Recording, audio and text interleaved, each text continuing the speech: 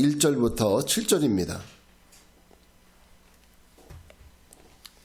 사도행전 6장 1절부터 7절.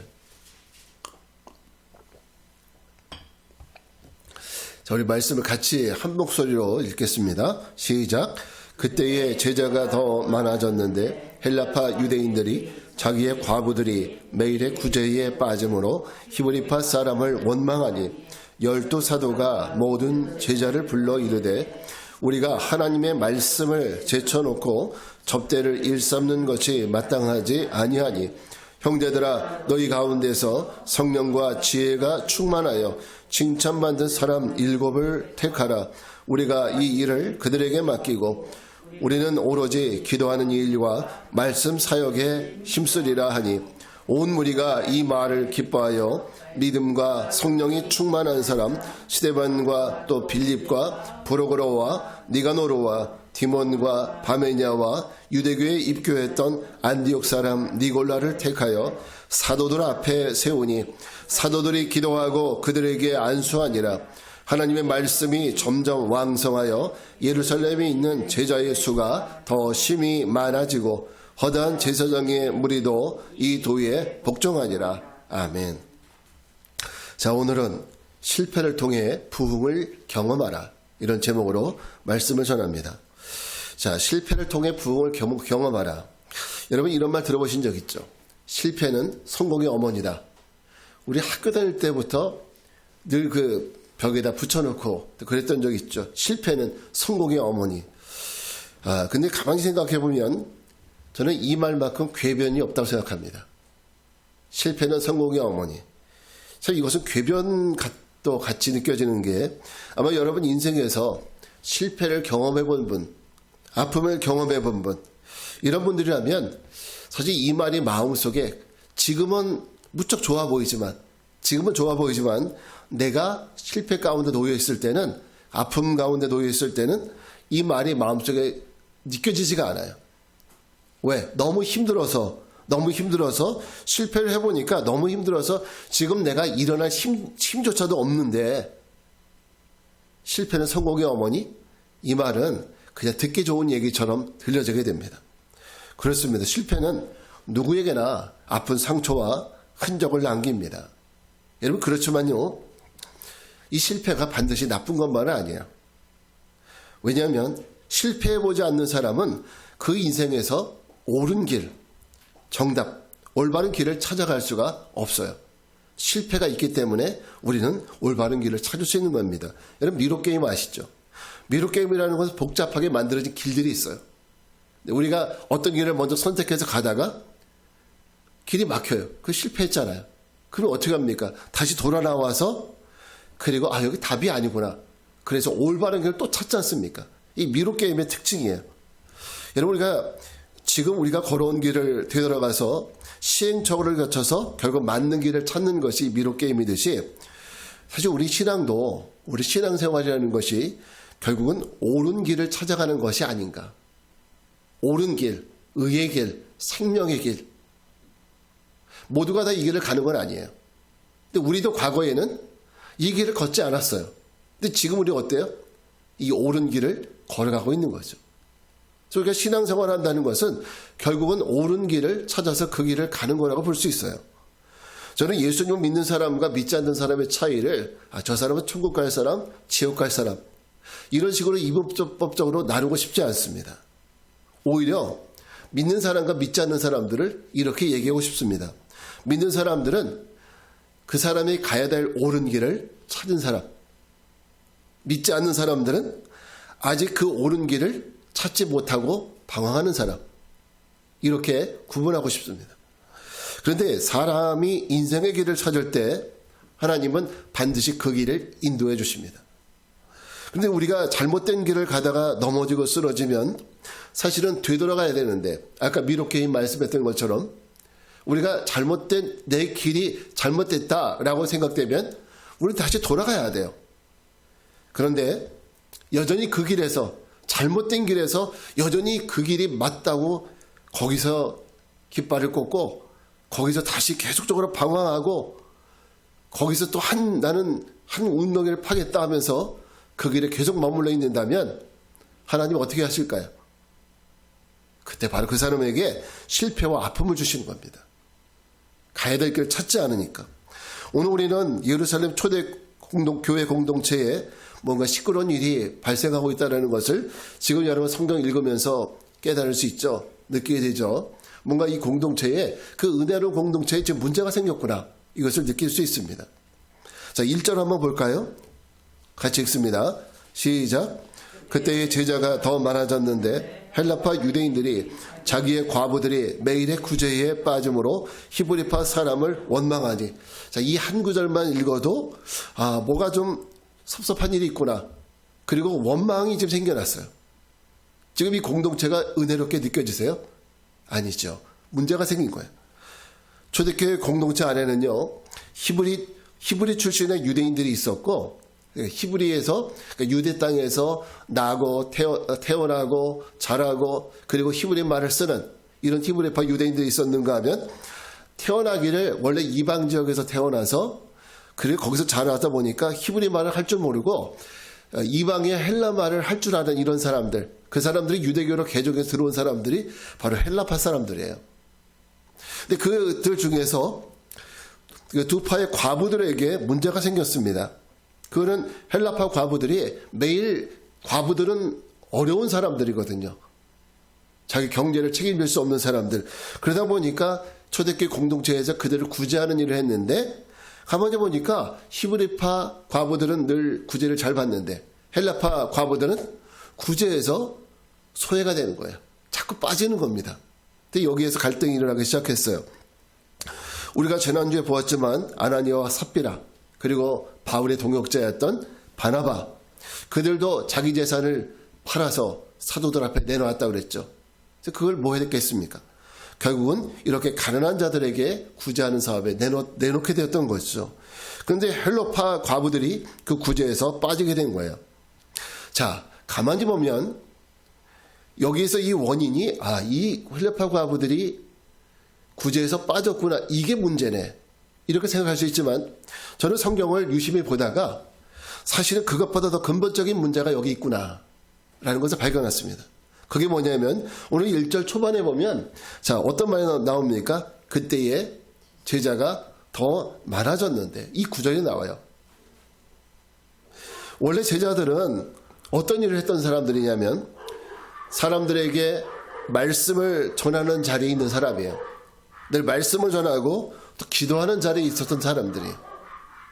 그러다 보니까 늘 하나님 말씀이 있고 기도가 있다 보니까 항상 은혜가 넘치는 공동체였어요. 근데 그런 교회가 지금 어떻게 됐어요?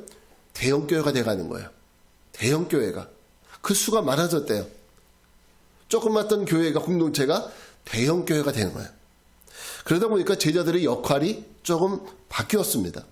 구제하는 일이 너무 바쁘다 보니까 거기에 시간을 많이 쏟게 되었고, 말씀을 전하고 기도하는 일을 덜 중요하게 여기에 되었던 겁니다. 그 결과가 오늘 이런 문제로 나타나게 된 거예요. 여러분, 우리도 제자들처럼 성도로서 해야 될 일이 분명히 있어요. 주님이 우리에게 주신 사명도 있고, 우리가 교회 가면 내가 해야 될 일들이 있어요. 그것을 알고도 있지만 사실은 우리가 세상에 살다 보면 너무 바쁜 거예요. 세상 일이. 내가 직장 일도 바쁘고 하는 일이 너무 바쁜 겁니다. 그래서 성경 한자 읽을 시간조차도 낼 수 없고 기도할 시간도 얻기 힘들 때가 있습니다. 오죽하면 기도를 잘 못하니까 요즘에 119 기도회라는 게 있어요. 뭔지 아세요? 119 기도회가 하루 1분 9시에 기도하자. 이게 119 기도회예요. 근데 몇 분 기도한다고요? 1분. 1분만 해도 기도하자. 여러분, 이게 우리 현실이에요. 그러니까 1분조차도 기도하기 힘든 것이 오늘 우리 현실입니다. 우리가 있어야 될 자리에 있지 못하고 우리가 해야 될 사명을 감당하지 못하고 세상 일에 바빠서 푹 빠져 살 때, 그때 하나님은 우리를 어떻게 다뤄가실까? 첫째는 하나님 우리를 실패의 은혜를 주십니다. 실패의 은혜. 자, 우리 같이 한번 1절 말씀 다시 한번 읽겠습니다. 시작.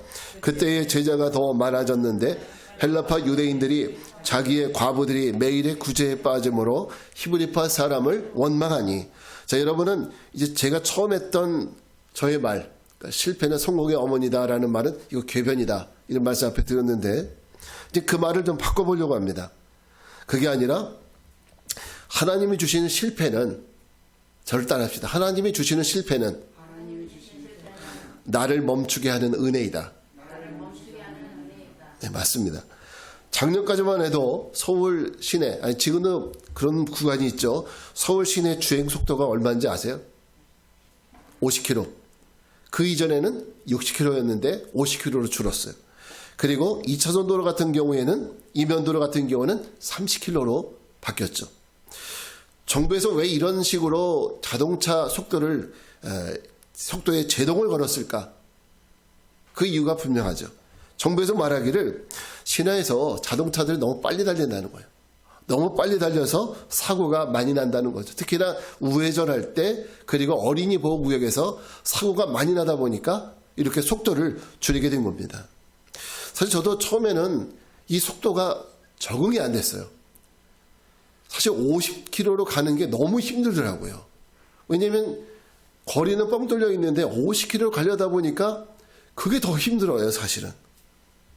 그런데 그렇게 달리다 보니까 어떤 변화가 있었느냐면, 길을 건너는 주변 사람들이 눈에 들어오기 시작하더라고요. 횡단보도에서 길을 건너려는 사람들, 그들의 표정까지도 보게 되더라고요. 여러분, 하나님이 우리에게 실패를 통해서 내가 걸어가는 길에 제동을 걸었다면 그 제동을 건 데는 목적이 있습니다. 그건 내가 지금 가는 길이 옳은 길이 아니라는 거예요. 지금 내가 하고 있는 일이 옳은 일이 아니라는 거예요. 지금 내가 잘못된 길로 가고 있기 때문에 이젠 스탑, 멈추라는 겁니다. 주변을 잘 살펴보라는 거예요. 내가 지금 옳은 길로 가고 있는지 잘못된 길로 가고 있는지 살펴보라는 겁니다. 여러분, 제가 실패를 은혜로 표현하는 거에 대해서 당황하셨습니까? 실패가 어떻게 은혜가 되나? 만약 여러분, 길이 지금 끊어진 것도 모르고 막 열심히 주행하는 그 차를 어떤 사람이 막 막아서요. 스탑 멈춰서요. 그리고 그게 화낼 일입니까? 아니죠. 그것은 오히려 감사해야 될 일입니다. 멈춰 세워준 것이 오히려 은혜예요. 하나님이 초대교회 공동체 안에 헬라파 과부들과 히브리파 과부들의 그 갈등을 이렇게 드러내셨어요. 이것은 어떻게 보면 하나님의 은혜입니다. 이 갈등을 공동체 안에 드러나게 하신 것은 하나님의 은혜입니다. 왜냐하면 사도들이 말씀하는 것과 기도하는 것을 제쳐놓고 지금 뭐 하고 있어요? 구제하는 일, 이게 마치 나의 메인 일일 것처럼 그거에 지금 몰두하고 있거든요. 여기에 대해서 제동을 거시는 거예요. 이 갈등을 통해서. 그것이 아니라고. 이렇게 사도들이 매여 있으니까 공동체 안에 어떻게 됐습니까? 은혜가 사라졌어요. 은혜가 사라졌어요. 은혜가 있을 때는 사실은 네 거 내 거 가리지 않고 내 거 팔아서 가난한 자에게 주고, 그러면서 불평이 없었어요. 내가 못 받아도 아예 그렇지 뭐 더 필요한 사람이 있는가 보다. 불평이 없었어요. 원망이 없었어요. 근데 어떻습니까? 사도들은 구제하는 일에 집중하고 공동체 안에 은혜가 떨어지니까 어때요? 내가 못 받았다고 불평하고 원망이 생기기 시작하는 거예요. 그러니까 교회 안에 이런 문제가 생기면 그 원인은 사실 교회 안에 은혜가 많이 떨어진 거예요. 저는 여러분의 인생에 하나님이 왜 고난과 아픔, 실패를 주셔서 나에게 빨간불, 스탑 신호를 주셨는지 잘 생각했으면 좋겠습니다. 만약에 나에게 이런 경험이 있다면 왜 하나님이 나에게 빨간불을 켜주셨지? 그 이유를 잘 한번 묵상해 주셨으면 좋겠습니다. 아마 그 당시에는 이해가 안 되고 막 화가 나죠. 그리고 내가 실패한 것이 나 때문이 아니라 다른 사람 때문인 것처럼 그렇게 느껴질 수도 있습니다. 그런데 앞에서 말했듯이 초대교회 하나님이 우리가 나아가는 길에 빨간불이 켜졌다면 그것은 그 걸어가는 길이 잘못된 길이고 또 내 눈에는 그게 맞는 것처럼 보이지만 그것은 실제는 멸망의 길로 가는 것이기 때문에 하나님은 멈춰 세워주는 거예요. 여러분, 우리가 마태복음 7장 13절부터 14절 말씀을 같이 한번 읽어볼까요? 시작. 좁은 문으로 들어가라. 멸망으로 인도하는 문은 크고 그 길이 넓어 그리로 들어가는 자가 많고 생명으로 인도하는 문은 좁고 길이 협착하여 찾는 자가 적음이라. 자, 보십시오.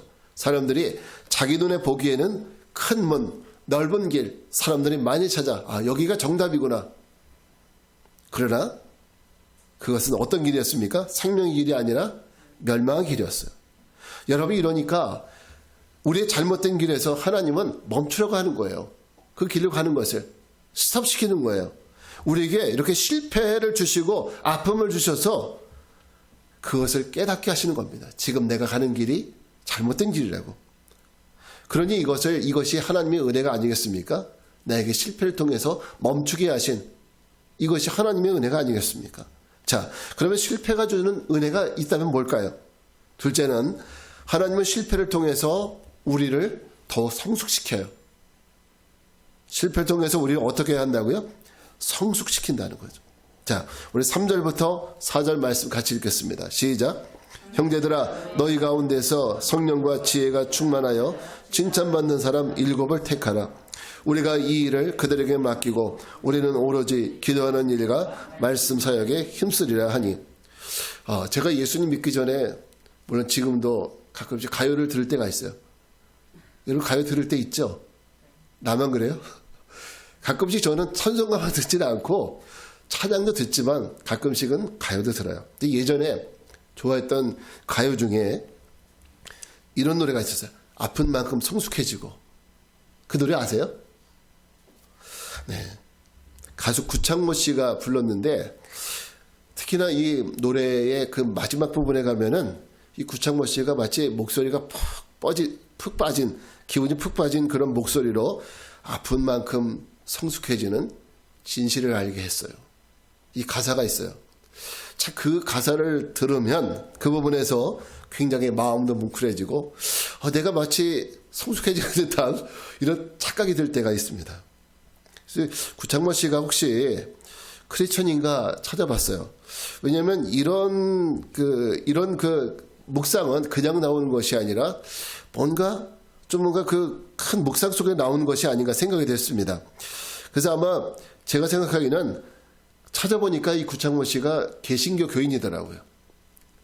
그래서 제가 생각할 때는 아마 이 구창모 씨가 다윗을 묵상하다가 이런 그 제목을 찾지 않았을까 생각을 해봤습니다. 왜냐하면 다윗도 아픈 시간이 있었잖아요. 사울 왕에게 쫓겨서 도망다니면서 죽을 고비를 수없이 넘기고 매일 쫓아와요. 죽이려고. 왕이란 사람이. 그래서 아픔이 있고 고통이 있고 실패가 있습니다. 그런 걸 다 겪어보니까 마음속에 분노가 생기잖아요. 저 사울이란 저 왕 기회만 생기면 난 죽여버릴 거야. 뭐 이런 마음의 분노도 있겠죠. 그런데 다윗에게 사울을 죽일 기회가 찾아왔어요.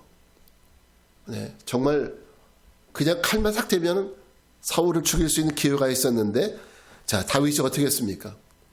사울을 죽이지 않아요. 그러면서 하는 얘기가 하나님이 기름 부어 세워주신 왕을 내가 죽이는 것을 하나님이 기뻐하지 않으신다.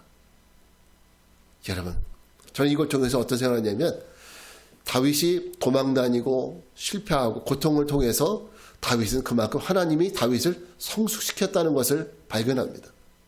만약에 우리 같으면 원수를 죽여야죠. 근데 다윗은 이미 하나님께서 실패를 통해서 성숙시켜 주셨기 때문에 원수인 사울을 용서해주는 이런 단계까지 간 거예요. 자, 오늘 성경의 사도들도 히브리파 과부들과 헬라파 과부들이 갈등하며 다투는 것을 보면서 어떤 생각을 했겠습니까? 우리가 이렇게 하면 안 되는 거였구나. 우리가 이 구제하는 일에 매달려 있으면 안 되는 거구나.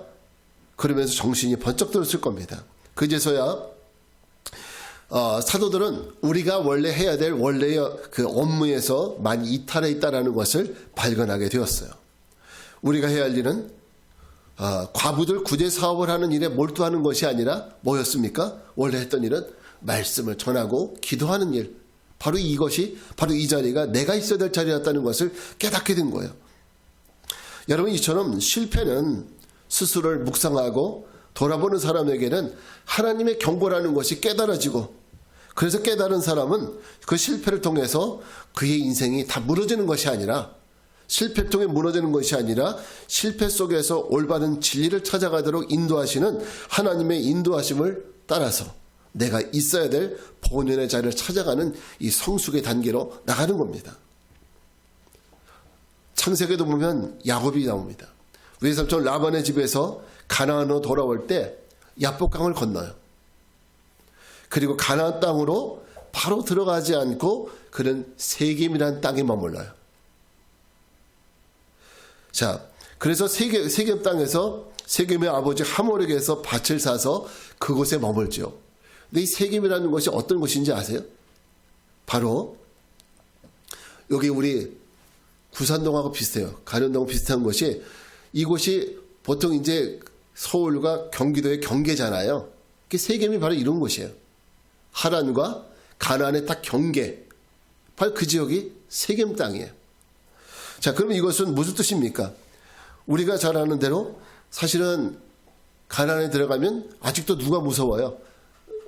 저 형님이 에서가 무서운 거예요. 화해는 했지만 언제 죽이려고 달려들지 모르니까 가나안보다는 적당히 경계 지역에서 줄타기 하겠다는 거죠. 여차하면 하란으로 다시 도망가겠다는 속셈이 있었던 겁니다. 그런데 안전할 거라고 여겼던 그 세겜 땅에서 어떤 일이 벌어졌느냐? 그의 딸 디나가 그 땅의 추장의 아들인 세겜에게 강간을 당하는 아픔과 시련이 있었죠. 야곱에게 실패가 찾아온 거예요. 고통이 찾아온 거예요. 그때 야곱은 어떻게 합니까? 창세기 35장 3절 말씀 같이 읽어볼게요. 시작. 우리가 일어나 베델로 올라가자. 내 환난 날에 내게 응답하시며 내가 가는 길에서 나와 함께 하신 하나님께 내가 거기서 제단을 쌓으려 하노라 하며. 자, 야곱의 생각이 바뀌었어요. 세겜 땅에서 그의 딸 디나가 강간당하는 사건이 있자 그걸 통해서 야곱은 깨닫게 되는 겁니다. 아, 내가 잘못된 선택을 하고 있구나. 그리고 가나안 땅, 자 베델로 들어가는 거예요. 하나님과 만났던, 하나님과 언약이 있었던 그 땅으로 쑥 들어가게 되는 거죠. 이게 바로 야곱의 성숙입니다. 과거 형에게서 도망쳐 나올 때 돌베개하고 잠을 자다가 하늘에서 천사를 만났던 바로 그곳, 그 베델로 돌아가는 거예요. 그의 믿음이 있는 곳, 신앙이 있는 곳, 하나님을 만났던 바로 그 자리, 하나님 앞에 돌을 세우고 기름을 부었던 바로 그 자리로 돌아가게 되는 겁니다. 야곱은 디나의 사건을 통해서 내가 머물러야 될 것이 세겜 땅이 아니라 하나님의 약속 있는 땅이라는 것을 깨달았습니다. 하나님은 이렇게 실패를 통해서 성과 속에, 세상과 거룩의 이 경계의 땅에서 하나님의 언약에 있는 약속의 땅으로 옮겨가도록 야곱을 성숙시켰습니다. 만약에 이 사건이 없다면 야곱이 어떻게 했을까요? 아마 그 땅에서 주구장창 살겠죠. 그래, 이 사건을 통해서 하나님은 야곱을 성숙시켰습니다. 그래서 야곱으로 하여금 그 땅에 머무는 것이 아니라 하나님의 약속 있는 땅으로 들어가게 만들었다는 거죠. 여러분, 우리에게 실패와 아픔을 주시는 하나님은 우리를 죽이시려고 하는 것이 아니라 우리로 하여금 이 실패를 통해서 더욱 주님께로, 더 가까이, 주님께로 더 가까이 나가가는 성숙을 주시기 원해서 이와 같은 실패를 주신 겁니다. 그럼 우리가 성숙할 때, 우리가 이렇게 실패를 통해서 주님이 성숙을 얻게 된다면 우리는 어떤 일이 벌어질까? 우리에게는. 세 번째는 성숙을 통해서 부흥을 경험합니다. 자, 우리 7절 말씀을 같이 읽겠습니다. 시작. 하나님의 말씀이 점점 왕성하여 예루살렘에 있는 제자의 수가 더 심히 많아지고 허다한 제사장의 무리도 이 도에 복종하니라. 자, 구제하는 일을 7집사를 세워서 그들에게 맡기고 제자들은 뭐 했어요? 말씀을 전하는 일과 기도하는 일에 전무했습니다. 원래의 자리로 돌아왔어요. 전보다 말씀을 더 많이 전했고요. 사람들이 말씀을 들을 수 있는 기회가 더 많아진 거예요, 이제. 제자들은 기도하면서 사람들에게 더 많은 말씀을 가르치고 전했습니다. 그리고 그들은 기도의 전마음으로 영성을 채워갔습니다. 그랬더니 언제 그랬냐는 듯이 초대교회 공동체 안에 잡음이 사라지기 시작을 했어요. 갈등이 사라지기 시작했습니다. 불평과 원망이 사라지고, 그리고 나니까 제자의 수가 더 힘이 많아지고, 그리고 허다한 제사장의 무리도 주님을 믿기 위해서 이 공동체에 들어오는 기적과 같은 부흥의 일이 시작이 됐던 겁니다. 여러분, 부흥이라는 말, 이 말은 우리가 참 좋아하는 말인데, 부흥은 영어로 리바이벌이라는 뜻이에요. 리바이벌. 그 부흥의 진짜 의미는 숫자가 늘어나는 것이 부흥이 아니라 죽었던 영혼이 다시 되살아나는 것이 부흥이에요. 죽었던 영혼이 다시 리바이벌, 다시 살아나는 것. 이게 바로 부흥의 원래 의미입니다. 자, 여러분, 교회에만 부흥이 필요한 것이 아니라 저와 여러분의 심령 속에 먼저 부흥이 일어나야 됩니다. 초대교회 공동체의 부흥도 먼저는 성도들 안에 하나님의 말씀으로, 성령 충만함으로 채워지다 보니까 먼저 부흥이 일어났어요. 그 성도들 안에. 그렇게 부흥된 사람들이 모여 있으니까 그 다음에는 공동체가 자연스럽게 그 숫자가 늘어나는 부흥의 역사가 일어나게 된 겁니다. 하나님은 여러분을 저 실패의 구렁텅이, 실망과 좌절의 구렁텅이에서 끌어내서 우리를 더욱더 성숙의 세계로 안내함으로 말미암아서 여러분의 심령에 이 부흥의 역사를 주길 원하시는 겁니다. 여러분이 메말랐던 영혼, 죽었던 영혼을 다시 살리길 원하시는 거예요. 이게 부흥의 은혜입니다. 내가 말씀에 대한 갈망, 말씀에 대한 그 뜨거운 마음, 이것을 회복시켜주는 것이 이게 바로 부흥이에요. 말씀을 들어도 기도를 해도 차가웠던 우리 그 성도의 가슴에 하나님은 불을 다시 지펴주시는 그 뜨거운 부흥을 주시는 것이 이게 주님이 주시는 부흥입니다. 말씀과 예배에 대한 무관심과 간절함과 같은 이 갈급함을 우리가 다시 회복하는 것이 이게 부흥이에요. 세상과 물질에 대한 관심에서 하나님을 향한 기대와 믿음으로 가득 차 있는 것이 이게 바로 부흥입니다. 이것이 오늘 저와 여러분이 맛보아야 될 부흥입니다. 주님이 우리에게 주시기 원하시는 참 부흥이에요. 여러분, 보통 물이 끓는 온도가 100도씨라고 하죠. 자, 여러분의 하나님을 향한 그 믿음의 온도, 그 마음의 온도는 몇 도씨입니까? 뜨겁게 끓고 있습니까? 여러분의 믿음과 약속에 대한 기대는 간절함이 있습니까? 만약 그렇지 않고 마치 꺼져버린 불씨처럼 연기만 피어오르고 있다면, 그러면 여러분 오늘 이 말씀을 마음속 깊이 새기고 오늘부터 부흥에 대한 갈망을 가지고 기도하시기 바랍니다. 그런데 초대교회 공동체를 이렇게 바꾼 힘이 뭐냐? 이렇게 갑자기 모든 걸 다 바꾼 그 힘이 뭐냐? 7절에 보니까 뭐라고 나왔습니까? 하나님 말씀이 점점 왕성함에 이렇게 나와 있어요. 하나님 말씀이 점점 왕성함에. 만약에 여러분 부흥에 대한 소망이 생겼다면 오늘 7절 말씀처럼 하나님 말씀이 여러분 삶에 더욱 왕성하게 흘러넘치도록 그렇게 하시기 바랍니다. 그것이 부흥의 비결이에요. 하나님 말씀이 내 삶에, 내 마음에, 내 모든 삶의 모든 자리에 흘러넘치게 하는 것이 부흥의 비결입니다. 말씀이 왕성하면 내 마음의 부흥의 물결이 우리의 혈관을 통해서 흐르게 될 겁니다. 내일부터 구약 성경 통독을 시작합니다. 바쁘다 생각하지 마시고 꼭 참여해 주시기 바랍니다.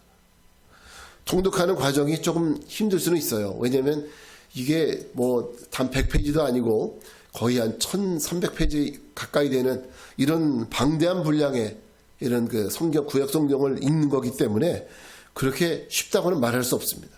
그러나 이 과정을 다 마치고 나면 여러분 심령 속에 말할 수 없는 기쁨, 말할 수 없는 은혜가 가득 차게 될 줄 믿습니다.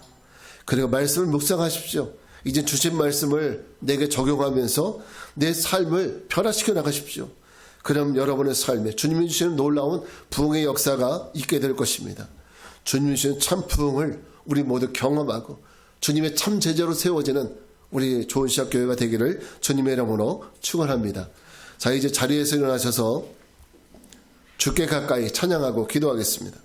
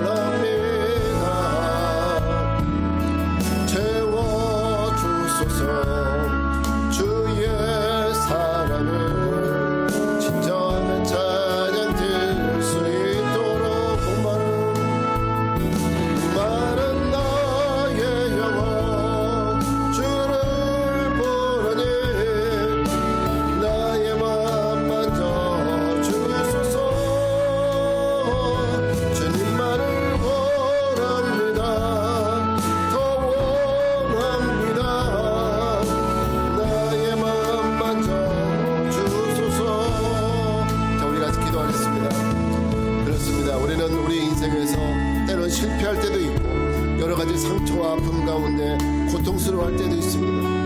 사람으로부터의 배신, 일과 물질로부터의 상처, 질병으로부터의 아픔 등 여러 가지 인생의 장애물을 만날 때가 있습니다. 그럴 때 우리는 어떻게 해왔습니까? 실망했습니까? 모든 걸 포기하고 싶었습니까? 혹시 지금도 그런 상처가 있습니까? 그렇다면 우리는 그 상황을 절망의 기회가 아니라 우리 자신을 부흥시키는 기회로 삼아야 합니다. 그것은 하나님께로 돌아가는 것뿐입니다. 우리 함께 기도할 때 주님, 우리를 주님께로 이끄셔서 주의 말씀과 기도의 삶의 전무함으로 우리 심령의 부흥, 우리 인생의 부흥의 역사를 허락해달라고 우리 주님의 이름 한번 부르고 기도하겠습니다. 주여, 은혜와 자비 아버지 하나님 감사합니다. 거룩하신 하나님, 우리를 이끌어 주시옵소서. 아버지, 우리의 삶에 여러 가지 실패와 좌절로 인한 아픔이 있고 상처가 있습니다. 주님, 긍휼히 여겨 주시옵소서. 이것이 우리를 절망으로 끌어가지 않게 도와주시고 하나님께 주시는 실패라면, 그 아픔이라면 그것을 통해서 우리가 더 성숙으로 나가게 도와주시고 또한 성숙을 통해서 하나님의 부흥의 역사를 경험할 수 있도록 도와주시옵소서. 오 하나님 아버지, 우리로 하여금 좌절 가운데 머물지 말게 하여 주시고 이런 놀라운 실패와 성숙을 통해서 살아계신 하나님을 만나게 도와주시고 하나님 인도해 주시옵소서. 아버지, 그런 위해서 말씀을 통해 이 부흥의 역사를 낳듯이 우리가 그 말씀을 가까이 하므로 말미암아 그 말씀을 통해서 우리 모두가 새로워지는 놀라운 주 역사를 허락해 주시옵소서. 주님을 찬양합니다.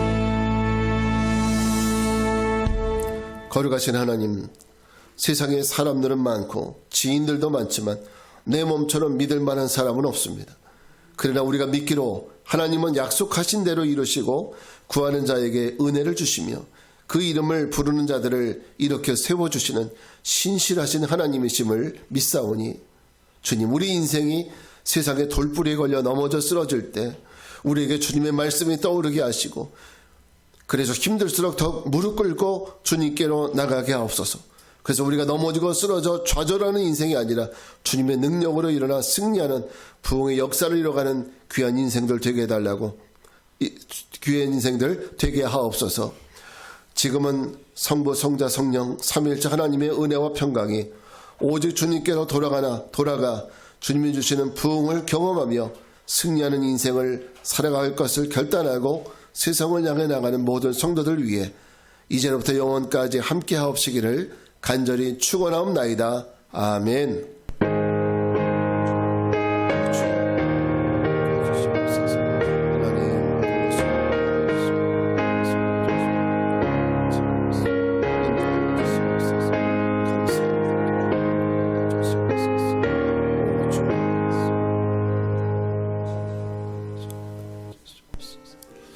아버지, 우리 하나님 역사해 주실 줄 믿습니다.